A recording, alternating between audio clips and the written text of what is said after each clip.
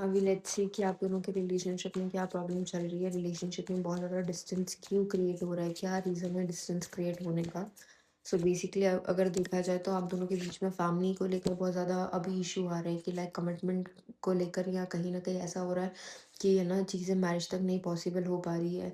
दोनों के बीच में क्लैरिटी नहीं है, दोनों परेशान हो रहे हो, और कहीं ना कहीं दोनों रिलेशनशिप को आगे बढ़ा नहीं पा रहे हो। एक जने की, एक पर्सन की तरफ से बहुत ज़्यादा कमी है, एक पर्सन बहुत ज़्यादा एफर्ट डाल रहा है, तो एक पर्सन बहुत ज़्यादा नॉन सीरियस है, रिलेशनशिप को कुछ उस वे में लॉन्ग टर्म तक लेके नहीं चल पा रहा है, और एक पर्सन बहुत ज़्यादा एफर्ट डाल रहा है रिलेशनशिप में।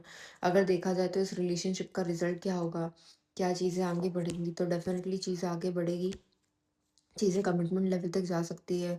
जिसके रियूनियन नहीं हो रहा उनका रियूनियन पॉसिबल है। एंड साथ में ये है कि पुरानी चीज़ों को क्लियर करने की ज़रूरत है। जब तक पुरानी चीज़ें क्लियर नहीं होंगी तब तक चीज़ें बेटर नहीं हो पाएंगी रिलेशनशिप में। इस एनर्जी को क्लेम करें। Thank you so much.